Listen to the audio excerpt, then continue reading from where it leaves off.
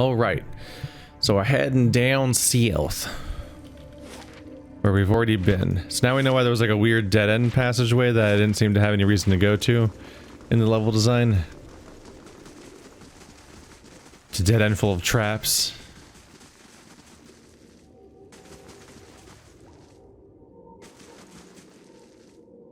They pulse with movement. The Vithrak crystal. Now we can head back up here. Still, is there anything stopping me from just getting infected immediately by the evil spores? That seems like a problem.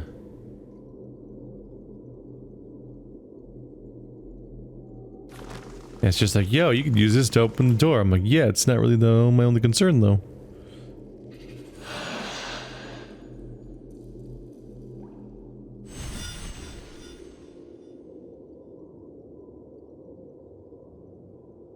What about that presentation just made me feel like I opened up a door and missed. Oh, it's another map. Oh, this has turned out to be elaborate.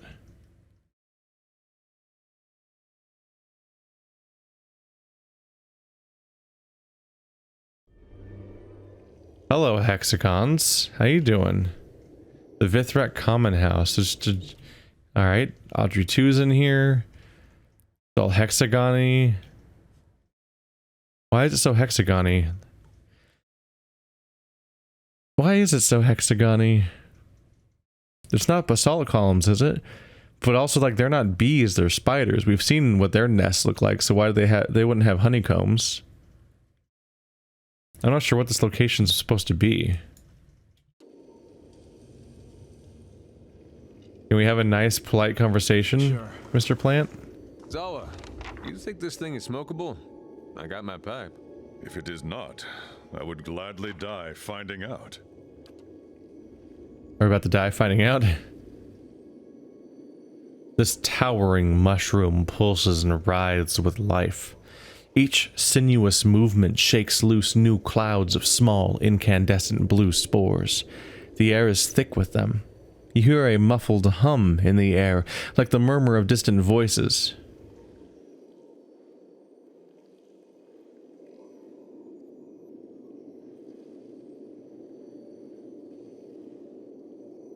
Hello?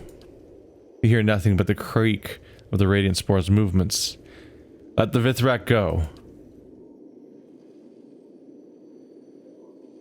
I don't feel like inhaling the spores or not is a choice. We're gonna fight it.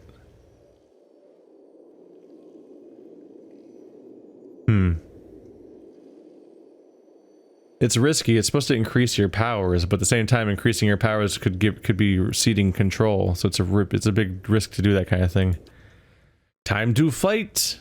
Look at the big thing. Let's do a murder Olap on it.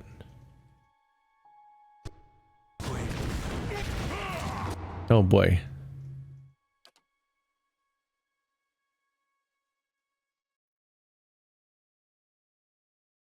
Off to a great start here. Immediately have multiple people taking all sorts of damage.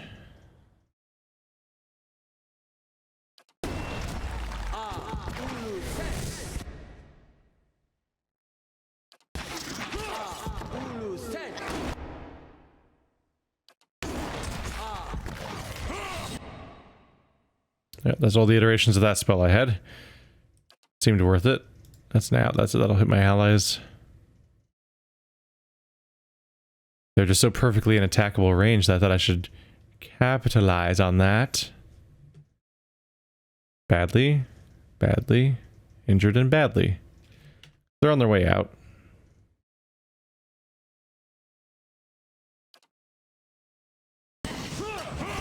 Throw some other AoE around. There we go. Ooh, Yeskier's already going down again.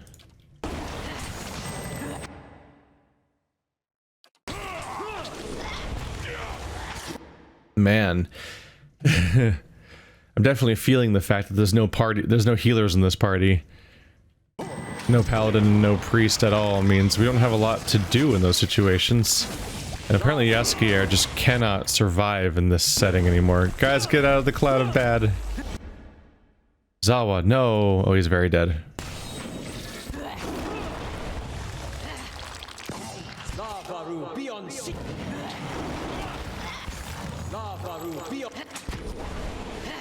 Come on, take him out.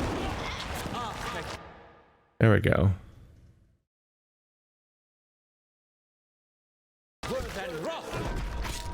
Doing what we can here. Okay.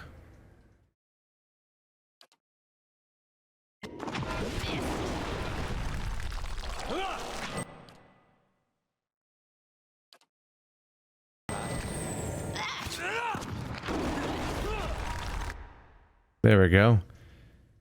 Deck him for a bit. Y'all are throwing rocks at me, huh?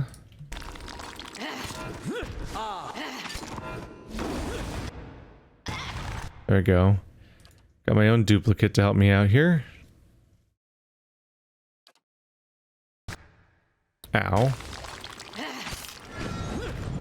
What? See, being able to see the transparency is pretty funny when it all it does is descend under the ground for a bit. No, I cast multiple defensive spells and Aeloth went down anyway.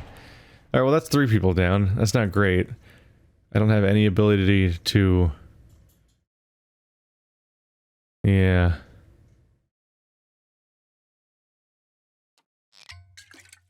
Let's whip out some tricks.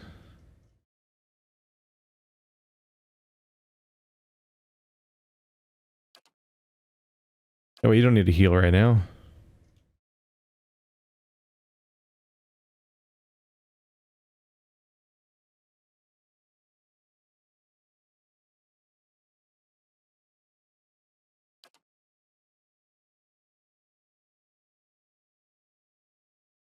We should probably all just focus the main one, honestly.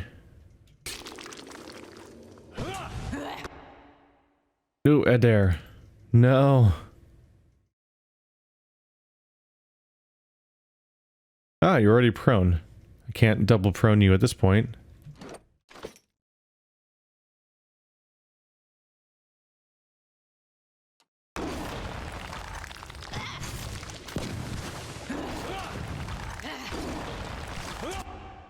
And now I'm the one getting proned.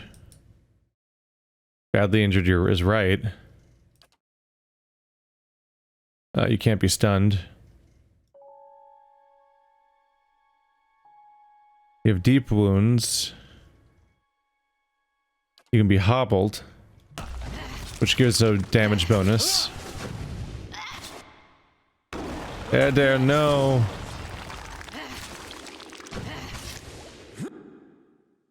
This is what happens when you bring who you feel like bringing into a fight, as opposed to who you actually need. Yeah, I should have focused the main body faster. In fact, no, I think every tendril and mind control unit would have all given up at that moment. We probably should have gone straight for the main body and just kind of run past everything else. But there might have been too many things alive for too long in that situation, which is real risky. Don't put the gems in our inventory. Oh, you didn't. Whoa. Oh, right, because they can't be in your inventory. A blunderbuss, very slow. Accurate 3. 10% chance to cast Divine Mark on hit. Bunch of burn and reduced deflection. Makes them easy to kill. Grants blind on hit or crit. Ooh.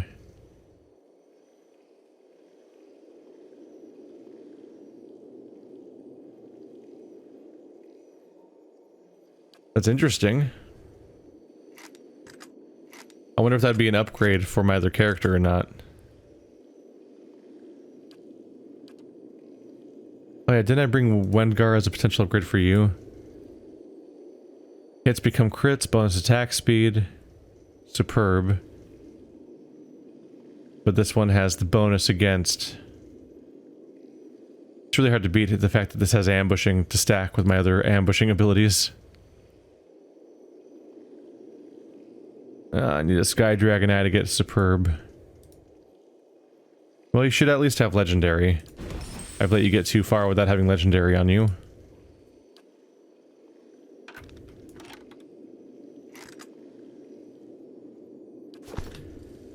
Yeah. Other one might be useful for my other character, my... Oop. Might be useful for, Grieving Mother. You step past the gnarled roots and enter the burrow, following it through the dark network of twisting passages.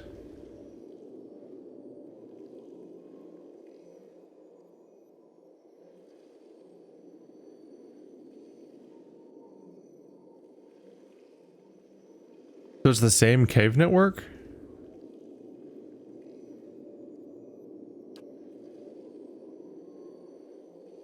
Wait, where did I... Oh no, where did I go? I don't even know which one I'd said. I just wanted to go back to where I already was. I wanted to leave. I was like, no, let's not go in. I figure I should talk to the one spider from a moment ago. Oh, that's confusing. It warped me back to here. Okay. It had to load for that when I was... Oh, right, because the common house was its own map. Oh, hey, people are alive. There's Terranat.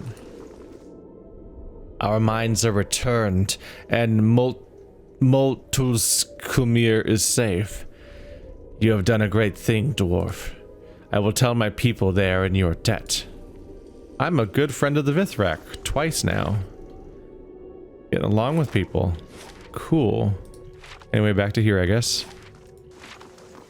Just gotta get back to the surface now.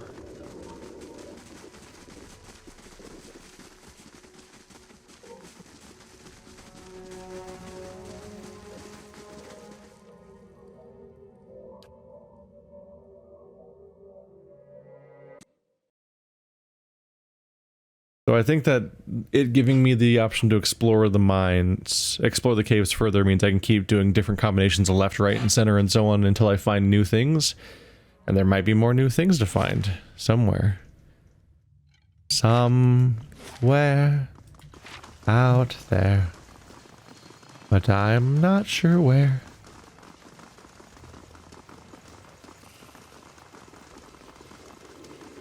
So yeah, the plot got way more confusing than anyone expected. Way more confusing. The entire premise of the original murder mystery went right out the window. Let's see if I can explain any of this. Seems like the miners are back to their senses. Almost like someone smacked them all in the back of the head. What did you do out there? I found a Vithrak colony underneath the mines. A malicious fungus infected their people. The spore was behind all these attacks and disappearances. Well, can't say I would have guessed that one. I'm just glad you've put an end to this mess. Which leaves me with the decision of what to do with Gamal.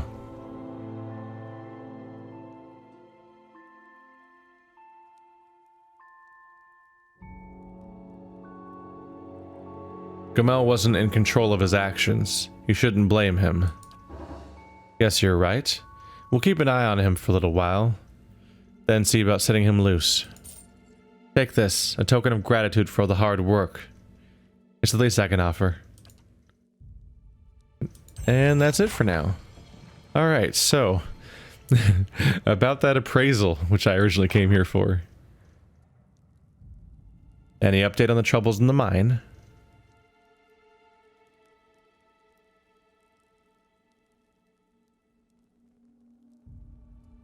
A giant spore in the Vithrak caverns was mind-controlling the miners as well as the Vithrak.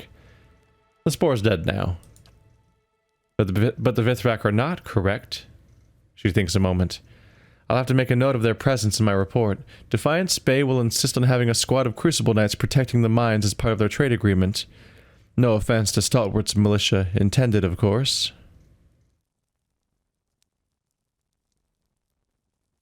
Wow, I just straight up threatened her here.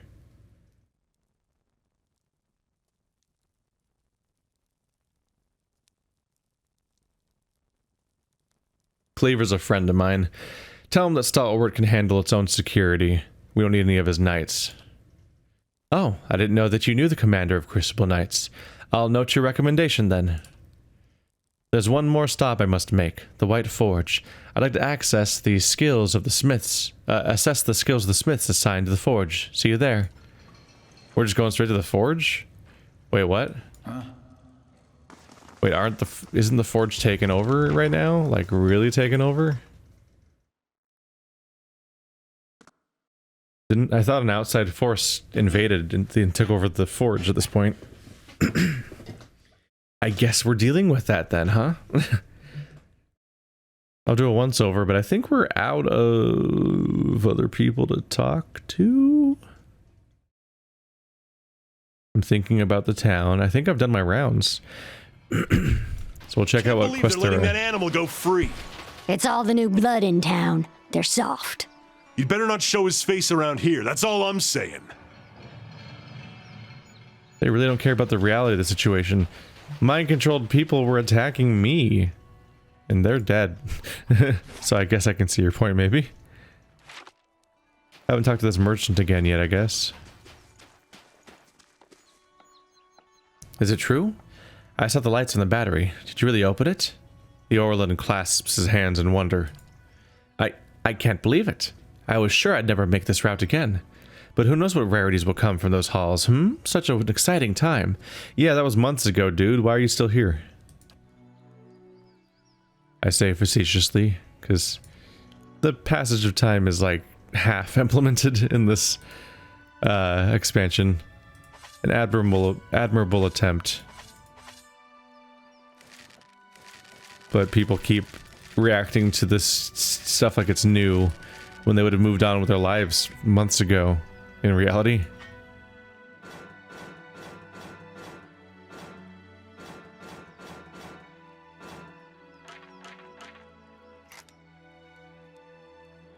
What's that? Nope, don't take that yet. I try not to sell. I try to keep an exceptional copy of everything. Although at this point I have all my party members, so it's really just a weird habit at this point.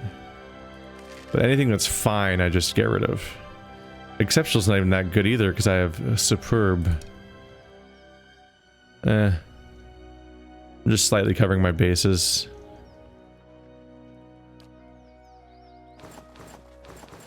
If it doesn't have a colored background, I just sell it at this point. There's just too much shit.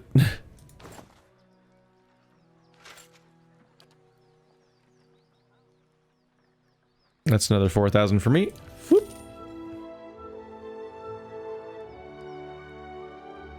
It's a little rough that everything you ever sell shows up in their inventories.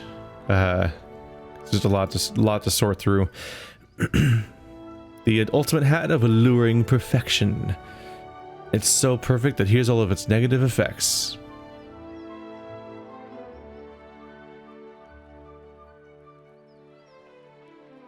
Man, I don't use items with that low DR that often. I guess it's just my spellcasters. Grants mirrored image when hit by a critical hit. That's not the worst. I've got 200 grand again. Skulls for the mother. Expires in 1 day. Father's teeth is the reward. Somewhere in deep in the ruins of Ibro's well, a pair of pigra prey on travelers and offer up sacrifices to their mother. In the past, travelers simply knew to avoid old trails leading near the well, but in recent years, the pigra have increased the range of their hunts. Travelers have been abducted or killed on the roads between Solus Vale and Midwood. The Unfatans are reticent to enter Ibro's well due to the religious significance of the ruins there, but that hasn't stopped the residents from the affected towns from requesting help from within the Deerwood.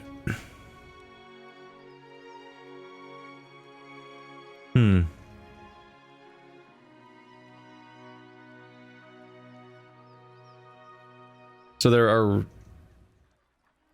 there's creatures in the ruins that are hunting people. And no one's supposed to go in, and yet they're asking for help. It's a bit of a problem, yeah, when your culture draws these really strong boundaries around these ruins where no one's supposed to set foot on them ever. But then monsters will just move in and could use them as their dens. And you're just saying that nobody can deal with them ever. I don't know. Maybe you'll be respectful, Ravius, or figure out what to do with that.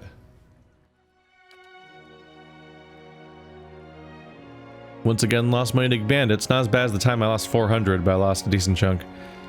There's kind of an equilibrium where I pay 1,500 on wages and I gain over 1,000, sometimes getting closer to the 1,500 mark in taxes. But the issue is that one of them is based on time passage, one of them is based on experience gained, which is weird. That's really weird that one of them, they're based on two completely different rhythms. One issue is that I guess there's no reason to keep playing, but if you did keep playing well beyond you when you had anything else to do in the game, although I don't know what the fuck you're doing, there's probably nothing to fight either. But if you're just running around in the simulation letting it run, if I'm interpreting this correctly, because there's no more quests to do and no more experience to gain, you can't do the milestones that make quote-unquote turns happen, which means you never get paid. But your time would keep passing, which means you keep paying your hirelings and so on, which should eventually just bankrupt you, I think. Back to warm your hands, eh? What can I do for you? Top quality bear pelts on every... That said, of course, there's really no reason for you to keep playing indefinitely. The game very concretely runs out of content. And there is no special, like, infinite content well anywhere. So I guess it's a problem only in the abstract, because there's, like, no context where it would come up, presumably.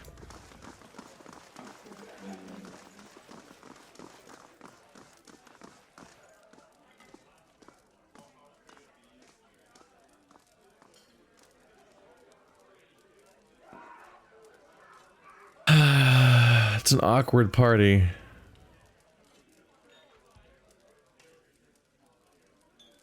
I already did Zawa's quest, didn't I? I don't remember actually. Not gonna lie, I can't remember what it was. I'm trying to remember.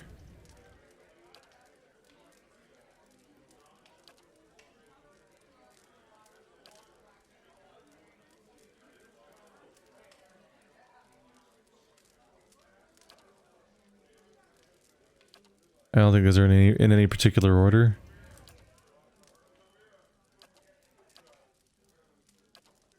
I've done most people's quests. I don't know. So Battle of the Inwood Field. There's Maneha. The dragon. Burial Isle. Yeah. I don't think Zawa currently has a quest. I could try talking to him. Maybe I accidentally didn't discover it. What do you need of Zawa? Oh god, have I not talked to Zawa yet? Is that why? Why I can't remember his quest? That probably is why. I want to know more about your beliefs. The ways of the Nalpazka can make little sense to an outsider. Who are the Nalpazka? We are the warriors of the Tacan. Nobles, peasants, it does not matter. We are souls caged in flesh, nothing more. He knocked on his double-space sternum. But it is one thing to say it, another to know it. So we train until we know it. Or until we meet our ends. Zawa regards you a moment. I give this answer because it is what you wanted, but the Nalpazka would say different. They would say that we are nothing at all.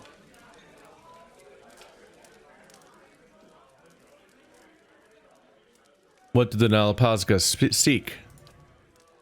Zawa studies the horizon. He smiles as if at a pleasant thought, and does not look at you as he speaks. Oopsie. Shit. Perfection. He lets the word hang in the air a moment, as though it were an invocation. Look around you. The world is perfect. Every being, every moment, every death. He frowns and shakes his head. Rarely do we see this. We stumble through life, lost in distractions. Every practice of the Nalpazka is a reminder to stop stumbling, to know the perfection. How can you say the world is perfect? You think the world imperfect? Most would agree. Most would say the world is imperfect because we suffer. They imagine a world without suffering and dream of living there, and suffer all the more for it. Beneath Zawa's calm expression, a deep fervor begins to glow like fanned embers. This is their mistake. The world is perfect. It was created by a boundless wisdom. It is for us to learn why a perfect world requires that we suffer. When we met, you said you were freeing yourself from vanity. Vanity is a snare that roots us to the ground. The way we see ourselves, the way others see us, these things are not real. They cannot be touched. The Nalpazga teachings reveal many such snares. Fear, pleasure, doubt, hatred. They hold us back if we let ourselves be caught. And what happens if you can avoid being caught? Then you see only what is truly there, and you suffer no longer. You become as a god, seeing things as they do.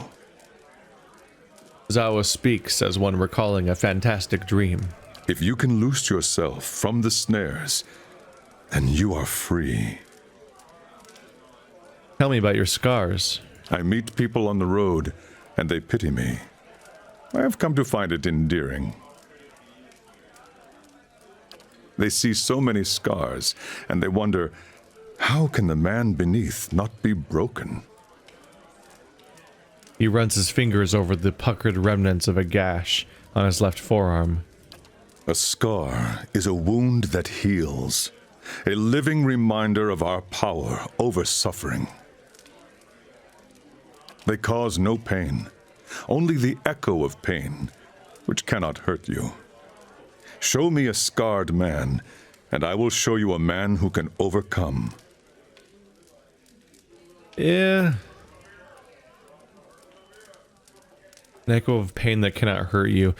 A lot of people's old wounds act up quite a bit and cause them pain continuously for the rest of their lives. Why had you eaten snowcap when we met? The Malkachoa? At any time, it is rare that I have not eaten some. When you first try it, it seems a beautiful fantasy. You see colors you have never seen, meet creatures that are not there. With practice, you see that all it does is show you reality, the essence of all things, how they are alike and connected. I have watched trees grow and wilt before me. I have tasted meat and known the animal's life as if it were mine. He leans in conspiratorially. But the Malkachoa often causes the stomach to empty with great violence, so it is not for everyone. Tell me again why you think it is we should suffer. If I did not suffer, I would not aspire to free myself from it. I would wander from one unfulfilling goal to the next. More wealth, a better station. My soul would wither. But to search for a place beyond suffering's reach is to nurture the soul, to harden it against the elements. He clenches his fists in illustration. Suffering is the greatest gift the gods have given us, their most beautiful, perfect creation. It is the hand that turns the wheel. His eyes gleam as though looking upon an old and beloved friend. I would gladly cast light upon them. You would ask much of one who knows little. Where did you learn how to fight? Most Tacan have two choices. They can grow crops, or they can become Nalpazga warriors. I was the youngest of 5, a dreamer. The Nalpazga were always in my thoughts. They did not feel the same about me. 3 times I tried to join their ranks. 3 times I was refused. Why were you refused? All that time spent dreaming, and I had not thought to prepare. I was lazy, uncoordinated, overweight. If they had not refused me, what shame I might have brought to them. But they accepted you eventually. They had no choice. Our high priestess had a vision. Let me guess. Malkachoa? Malkachoa plus some other shit, knowing her. No one put on a better ceremony than she did. Malkachoa plus some other shit. What did she see? She saw me as chieftain, leading a host of Nalpazga warriors to victory over our enemies, the Quetzalcoatl. The last word twists his mouth as though he'd eaten something spoiled. Our last chieftain had died over the winter. A new one had not yet arisen from the Nalpazga. So the timing was right. The next day they brought me before Ishipilo, the great master of the Nalpazga, and I became his pupil. Is this Ixapilo? And this Ishipilo... Can't. And this Ixapilo taught you everything you know now? I still trained with the other instructors, sparred and meditated with my Nalpazga brothers and sisters. I learned from all of them. But learning from Ishipilo was a chieftain's privilege. He knew the secrets that could grant mastery over reality, invincibility in combat. When a Nalpazga was deemed a worthy successor to a chieftain, greater than all his peers, Ishipilo would take him in, prepare him for the future. I would not be as I am now without his lessons. You said your teacher knew how to master reality. Did you learn his secrets? Zawa opens his mouth to speak, but only a slow exhaltation escapes. He looks at you, frowning, and tries again. Not all of them. What was it your master never taught you? When I was brought to him, I knew how unworthy I was. But if he disapproved, he never showed it. In my shame, I gave him everything I had. He tutored me for 7 years, and in that time, I became greater than the rest. Then the day came when he was to teach me the final secret of the Anitle. This is the unbeatable warrior all Tacan chieftains must become to protect our people. Ishipilo never showed. I found him in his study, meditating, or perhaps staring off. I couldn't say. Master, I said, is it time for me to learn to be the Anitle? Not yet, he said. And that was all.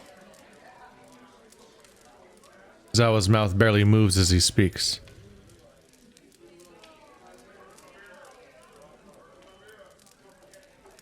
He never gave me another lesson. A year later, he was dead of old age. They named me chieftain anyway.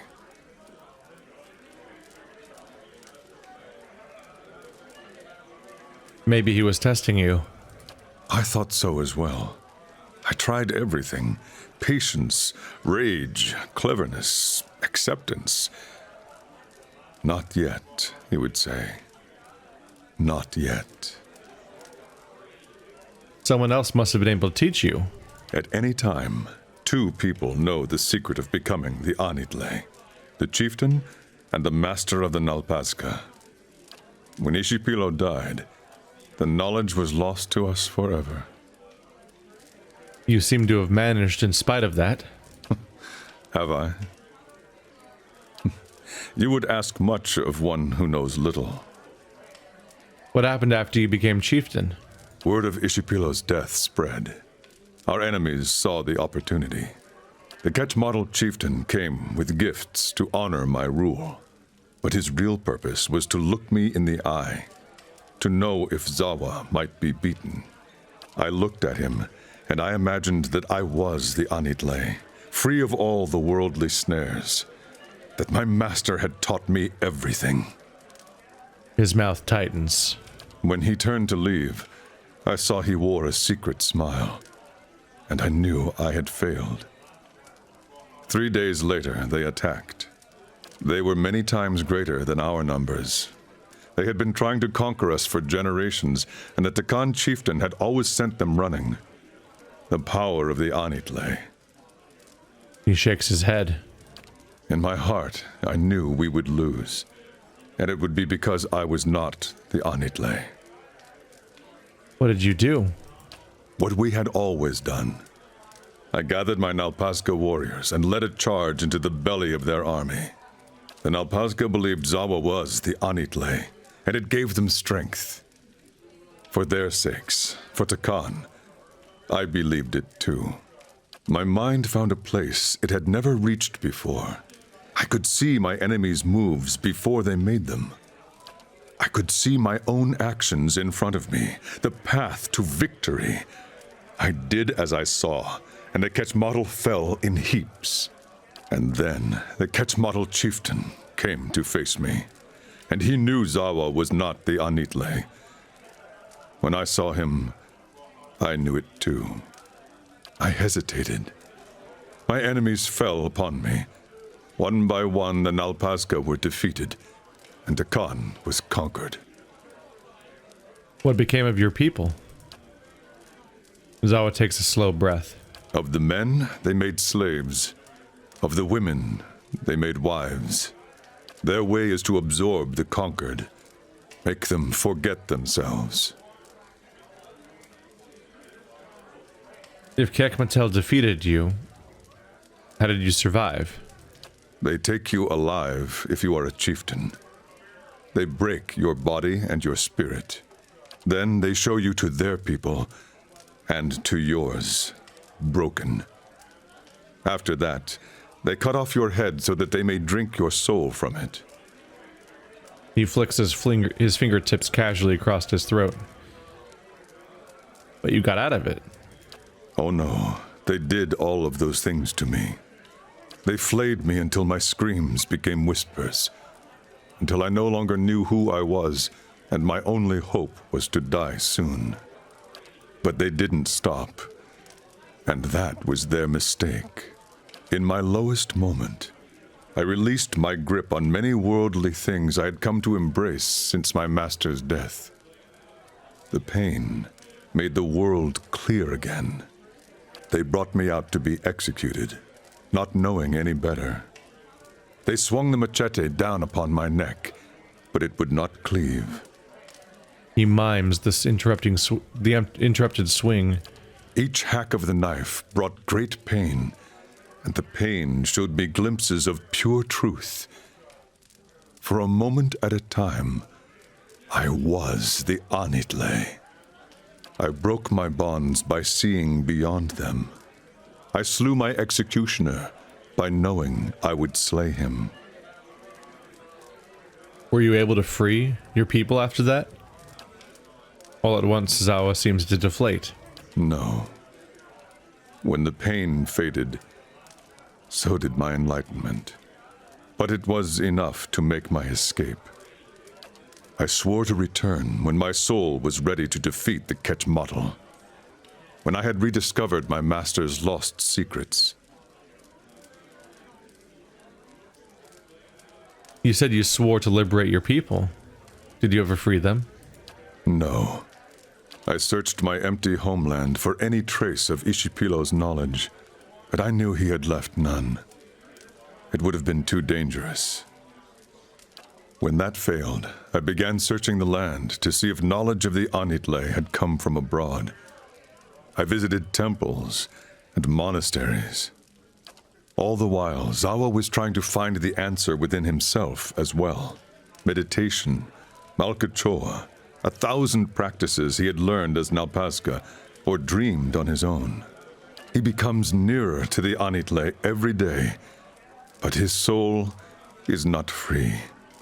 He is not the Anitle.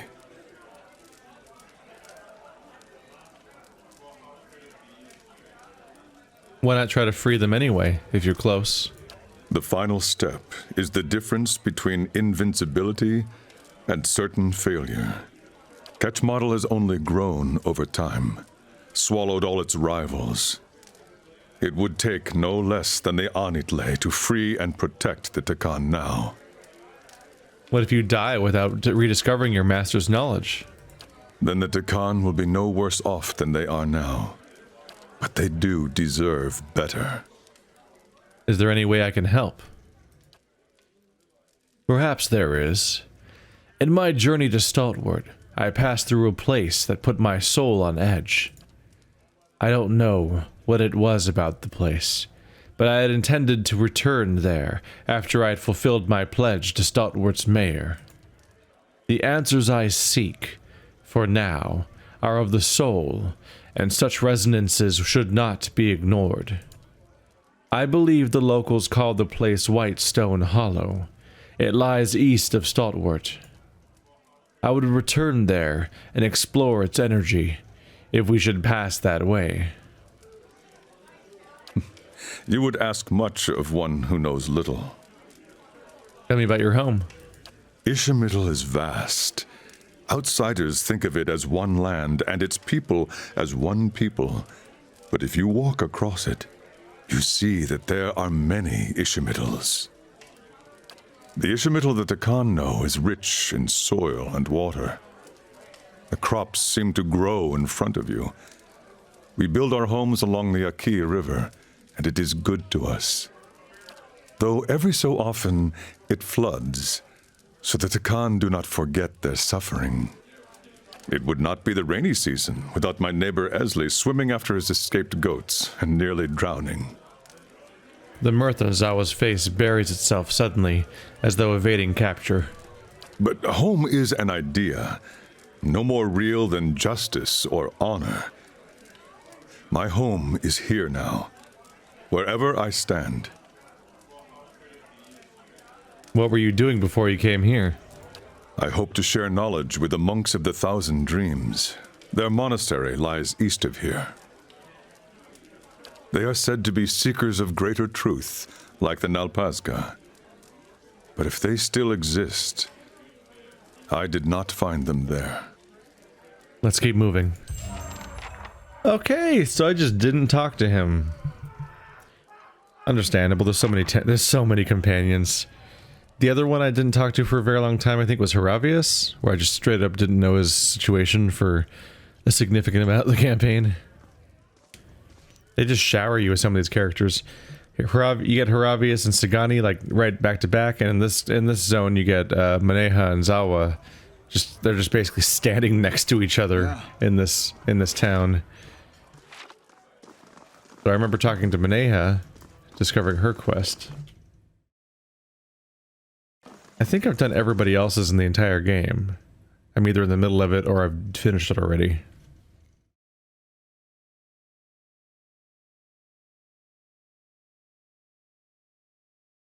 I'm caught off guard somewhat by the briefness of them sometimes. It usually is, you find out about their quest by talking to them. Then you visit a location that gives you a bit more context and tells you where to go. And then you visit the location of the actual destination, maybe fight a couple dudes. And then, like, in one conversation, their quest is over. To some extent, I figure maybe that's partly because there's just so many of them.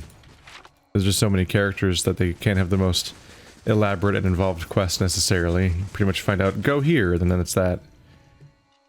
But when I think about when I think about side quests for other characters, like say Mass Effect 2, I guess those quests aren't inherently that much more complicated. It's more or less that you recruit the characters in Mass Effect 2. A lot of them you recruit by doing a little quest where you encounter them. So maybe that's where it feels a little bit more elaborate, because a lot of the characters in this game just join up. A few of them are more quest related, but some of them just are like, yo, yeah, I'll go. Then you find out about their motivations and their backstory by talking to them a bunch. And then you find out their one quest. And then you kind of just go there and click on it. And you're more or less, it's more or less done at that point. But in Mass Effect, I guess, in the BioWare structure, they kind of usually create a whole location to fight through in the process of doing their quest, or a whole zone for their quest. So sometimes it really is just a bunch of fighting, padding that then amounts to the one conversation that ends the quest. But some of them can be pretty interesting, and it's a whole thing of its own with a bunch of stuff going on. I don't know. There's kind of a contrast in particular between the two DLC characters that come to mind, where like Kasumi's quest is like a big, extensive heist, which has battles and stuff in it too, but also like a bunch of unique locations, and the whole place is set at a unique place, and you do a bunch of James Bond style infiltration. That's kind of just a fun little spy movie thing. But then Zaid's quest is relatively boring because you just find out he wants you to go here because of like a rival clan or whatever. You fight a bunch of dudes, then make one choice at the end, and that's the end of the thing. So, I don't know. All companions are not created equally from game to game and within the same game, I suppose.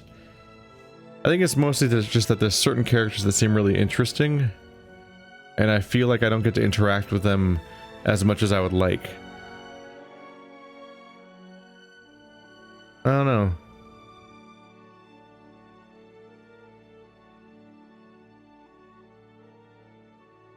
On some level, I wonder if it's my biases where I'm used to third-person RPGs where they will be rendered in 3D on the screen, so they'll be standing there during conversations and I can clearly see their faces, then they're physically present, like a Garrus or whatever, and so that they feel more present in general, and then they chime in here and there mid-conversation, perhaps more commonly, and also might have an arc stretched across the game. Whereas, some of these characters chime in here and there, like Adair is good about that sometimes, where other characters are much less likely to ever chime in about virtually anything. And in some of these cases, really interesting sounding characters like Aloth that have this crazy thing where they have two personalities and stuff. It's relatively brief. You meet this person that seems to be hiding, like rejecting the reality of the fact that they clearly have another personality that they don't seem to be willing to acknowledge directly, and all that. Travel to White Hollow. They seem to be clearly, like, almost like pretending that that the thing that's wrong with them just doesn't exist, and that's interesting and amusing and all that.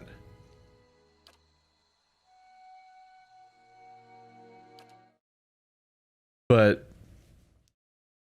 there's only really like two stages, right? One thing is that he finally confesses the extent of this and like names her and explains who she is and like how this happened.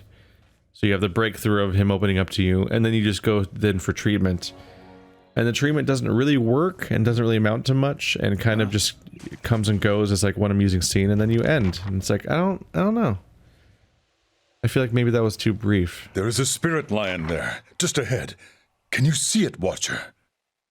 That was wide-pupiled eyes track the movement of some unseen animal. The lion was the symbol of my master, Ishipilo. This is a sign. Has he come here at last to teach me what he would not in life? To be the Anitle?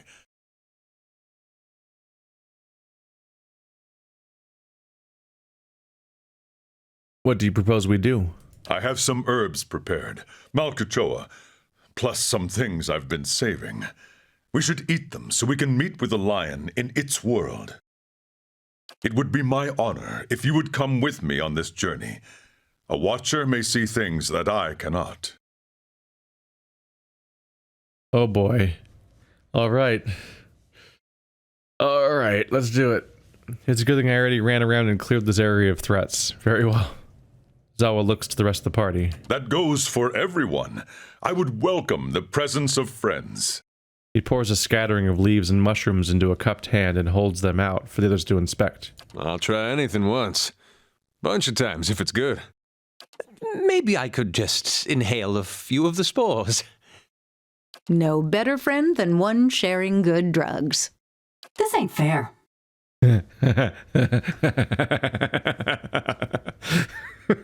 Oh no. Oh no, Temple of Karak. Are you ready? I had questions first. Of course. Never mind. Excellent. I don't. Zawa distributes his mix of herbs, keeping a generous amount for himself.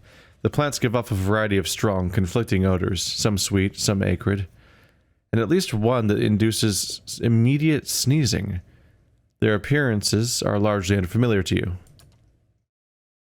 You drop a handful of the mixture into your mouth and chew. The taste is dull and earthy at first, but within moments of chewing, it becomes powerfully sour, then sweet like nectar, and then it begins to take on a new character that's unlike anything you've ever eaten before. Your vision swims, and you see the world in a different, more vibrant spectrum. Zawa takes one look at your expression and laughs. You are ready. Drugs, drugs, drugs, drugs, drugs, drugs, drugs. Oh, there it goes. Yeah, I can see the lion. Okay. So it's either a shared delusion because of suggestion, because you told me that I would see a lion, and now I'm seeing a lion. Now that drugs are happening, because my imagination wants to see a lion. Or it's just a real, actual spirit lion. Sure. Do not let the lion escape us! In real life, I would suspect the first, but in this game, I would definitely suspect the latter. Is that flower singing? No. Stay focused, Zawa. Spooky ghost?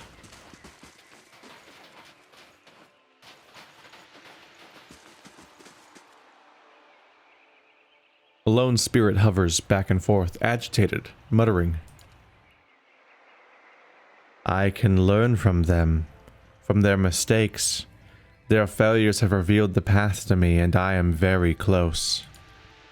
The spirit points to a scattered collection of maimed and contorted bodies distributed around a stone pedestal. Something odd registers in your mind about the corpses, and then the realization dawns. They all appear to belong to the same person.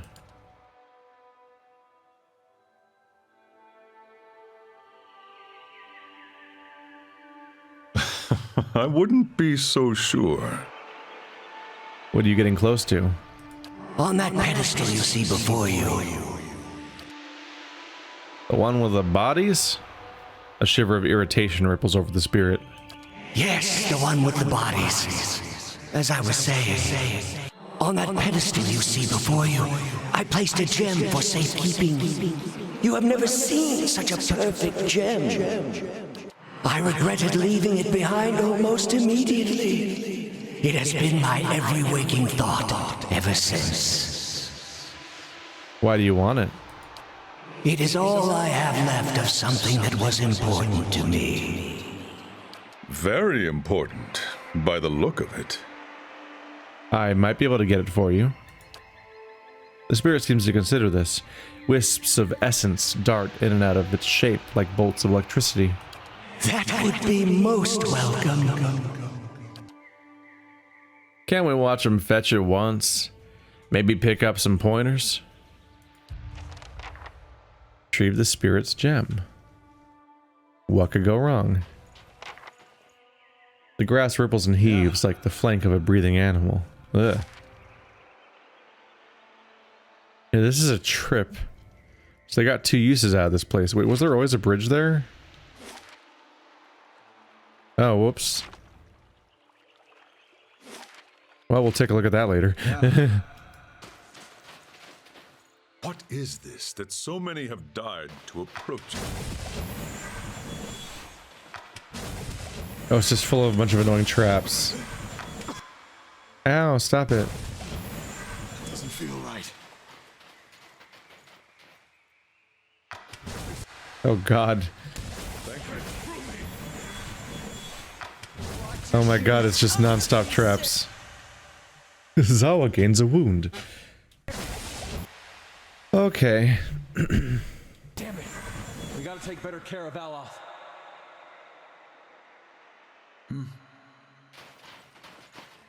So my bad. Hey. I thought that if I thought I could run back and get out of the explosions, and that maybe the existing traps would go away. But no, it's a continually casted venom bloom.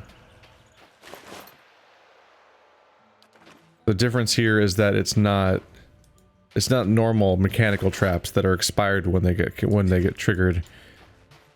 The zone, yeah, okay, so that's what's going on. There's pulses happening here. Yeah. I treated it like normal traps, and that was the mistake. I can dodge my way through here without hitting any of them.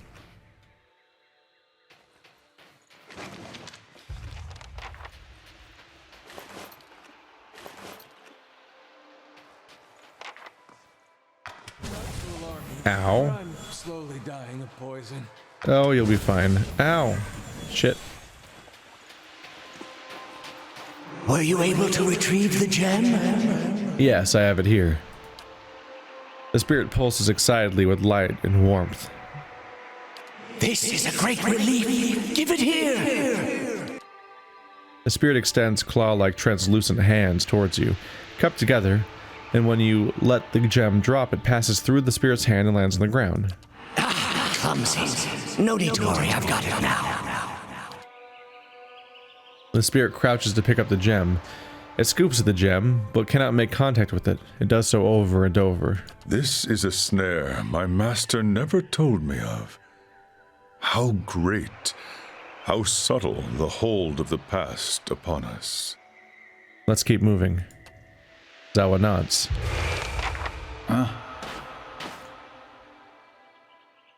So the idea is that your past itself is something that holds you. So maybe his own past is what holds him back from becoming what he needs to become.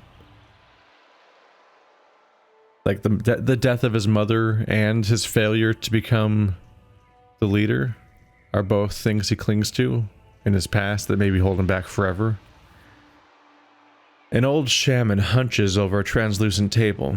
Paint is streaked on either side of her eyes like flames. She casts an assortment of strange objects onto the table. A finger bone, a Stalgar tooth, a turtle shell, a few stones painted with symbols. She studies them over and over with disbelieving eyes. At last she looks up. There is no mistake. The portents do not lie. Zawa, you will be our chieftain. You will succeed Ishapilo and lead us to victory over the Kechmata.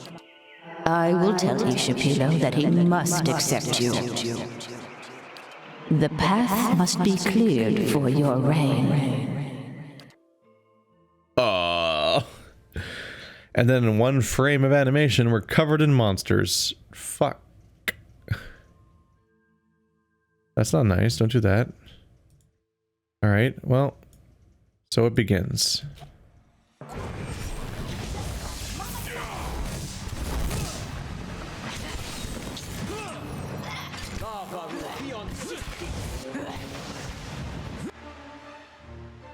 Zawa, no! You are hard to keep alive. And he's confused again. Maybe it's the drugs. He always seems to be on the wrong team in every fight. Can they recover from being knocked unconscious and still maintain their high? Is that how this works?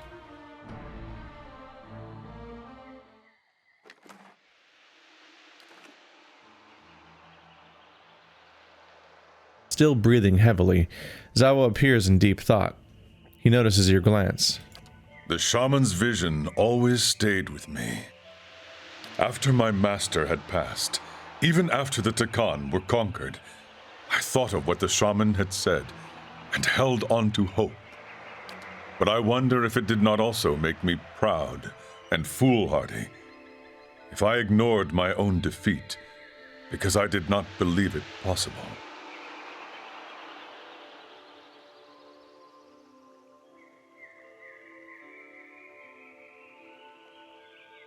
You may liberate your people yet. Zawa has done his people no favors as chieftain, and the Kechmata would mock your words. But what you say is true, nevertheless. And we're gonna work on that. And also, if I finish your quest, maybe I can remove you from the party, because frankly, I went to that inn to pick which character I was gonna remove from the party. And it's probably going to be Zawa, because I feel like I need to have Durance or Pallegina in the party. Probably Durance, because I have too many melee characters right now, just to even things out, because the difficulty curve's getting a little high, and 4 melee is just not working, but 2 of my melee characters are kind of permanent, like we've said before. So I was planning on removing Zawa and replacing him with Durance. And keep Minea and Devil of Karok around, because I want to maximize my expansion characters during the expansion. Right. To see what interactions they might have. But, yeah. All of them at once is rough. when I have such a melee heavy party already without adding 2 more melee characters that I have to figure out what to do with. I do constantly miss Pallegina. More so than Durance, really, but I don't know if I want to have... that'd be maintaining the too many melee characters situation.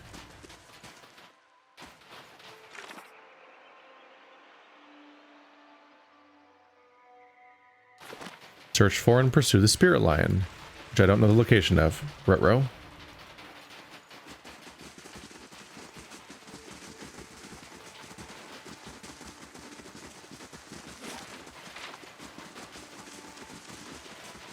There, I see it. The gazelle?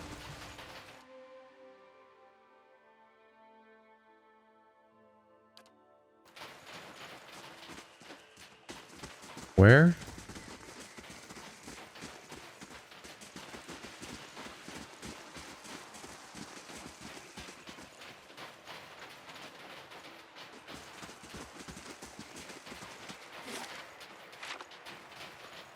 I didn't see it.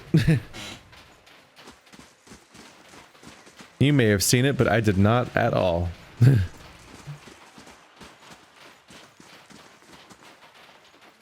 You gaze at the stone's surface and find yourself reflected there. Your eyes are bright as stars. Somewhere beneath your feet, you hear a low, hollow drumming. Under the ice. Creepy.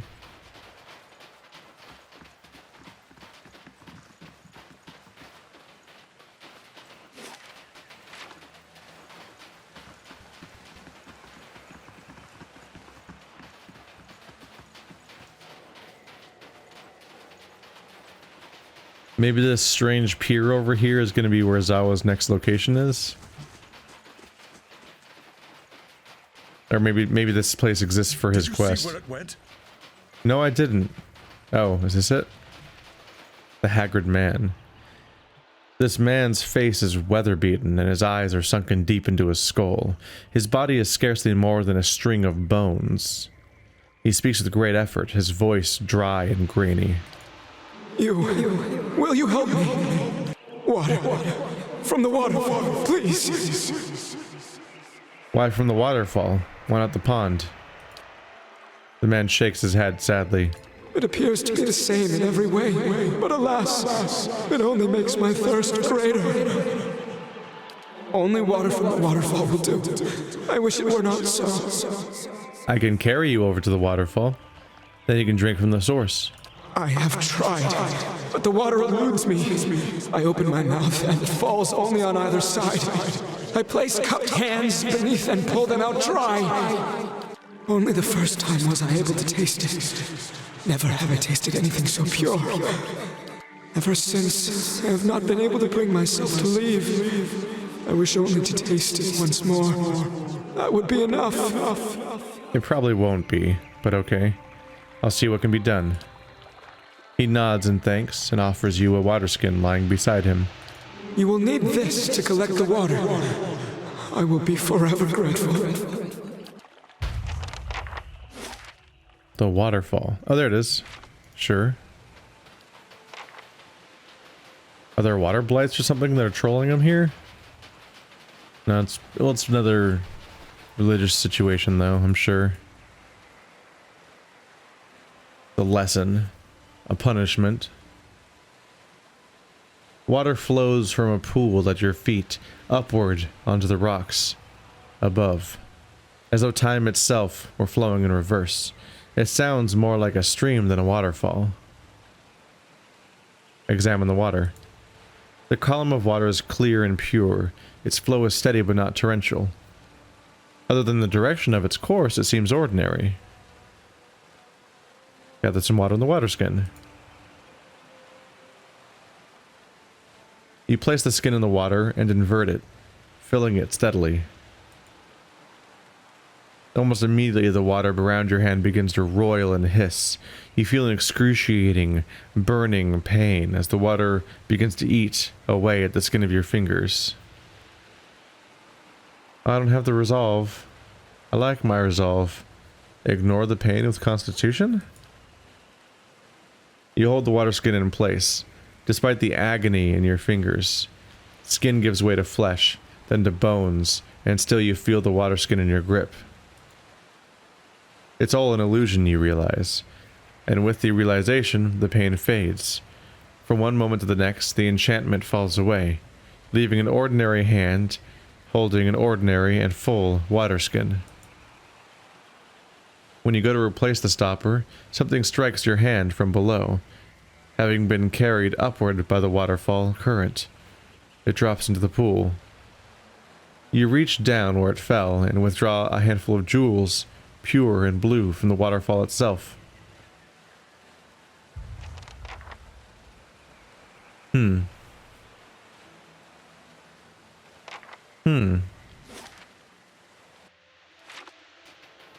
So it's an illusion, but I felt the pain. I take it his thirst might be an illusion. The idea that this water was so special might itself be an illusion, and he's entranced by it because he didn't see through it the way I did. Have you had any success? We were able to capture some water, yes. Wonderful! I've waited so long. His fingers tremble with excitement as he closes his hand around the stopper and slowly twists it. The stopper comes free suddenly and flies from his hands, propelled by a violent burst of steam. Oh no. Oh. He upends the water skin, holding it above his lips, but not a single droplet falls. He shakes it, twists it, squeezes it, all to no avail. The water is gone. Given his history, I am surprised he had not foreseen this possibility. He longs not for the water, but for the experience of first tasting it. He is bound for disappointment. His suffering is very pretty, yet it feels empty. What value does it have if he refuses to learn from it? Can he not see that he seeks something that can never be recovered? Ishapilo sits meditating. He opens his eyes and looks at Zawa. Hello, pupil. You come to me with a question, do you not? He coughs, dry as desert sand. Zawa stares at him, his mouth quivering faintly. Yes, Ishapilo. I have sought your wisdom across many lands, over many years. Are you here to grant it to me? Yes, pupil. I am here for you. Zawa nods, draws a deep breath. Our people are captives of the Ketchmatl. I need to know the secrets of the Anitle. Of course. The answer has been with you the whole time, pupil. You are blind not to...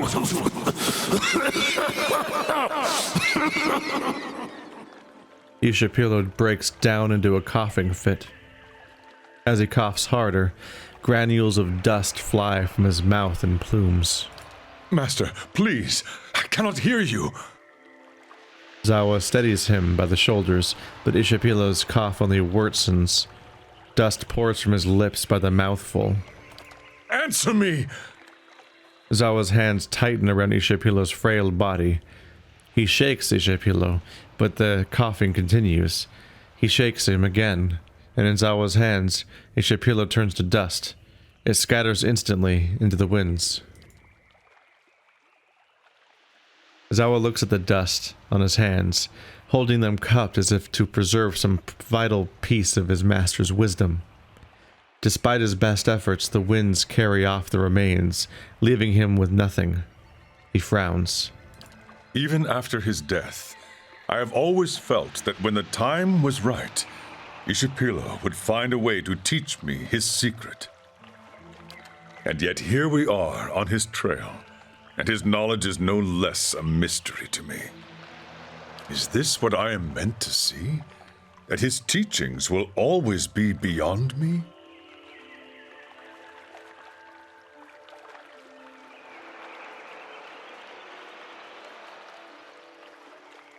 Perhaps it's time to let them go. Zawa has been looking since he was a young man. If he were to end that search empty-handed, what would he do then? Well, he's stuck with a contradiction, right? That's the issue. There's an irony here that he wasn't able to grasp, I think. Because that man was seeking the impossible. He was seeking the almost nostalgia of his first experience drinking the perfect water. And he can never achieve it again. Metaphorically shown by the fact that the water escapes him whenever he tries to drink it. The waterfall will fall around him, and if it's trapped by somebody else in a water skin, it will instantly become steam when he tries to drink it, so it escapes him again. Zawa perpetually seeks the teachings of a master who died before he ever taught it to them. And so he can never, ever get that again. It's lost. But he's still chasing it.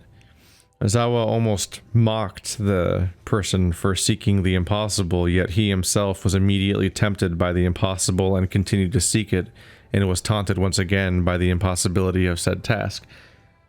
It's not a perfect metaphor, but it's the comparison's definitely there.